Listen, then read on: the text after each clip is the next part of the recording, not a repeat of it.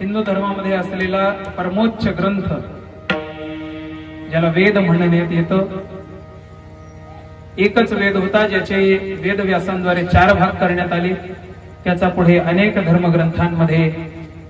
खंड पर खंड परिहार देऊन विस्तृत व्यापक स्वरूपामध्ये ते ज्ञान आपल्यापर्यंत पोहोचवण्यात आलं. त्या वेदावरत कवित्व करून, वेदावरती भाष्य करून,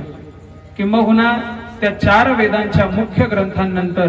स्वतःच्या ग्रंथाला 5वा वेद म्हणून कीर्ती मिळवून देणारे,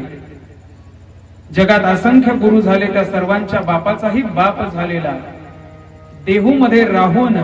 आपल्या आयुष्यामध्ये माणूसच देव आहे किंवा देव माणसामध्ये येऊन कीर्ती करतो किंवा माणूस आपल्या सेवेद्वारे भगवंत पदापर्यंत पोहोचू शकतो, असा आत्मा आणि परमात्म्याचा मिलाप स्वतःच्या आयुष्यातून घडवून देणारे, आपल्या संसाराचं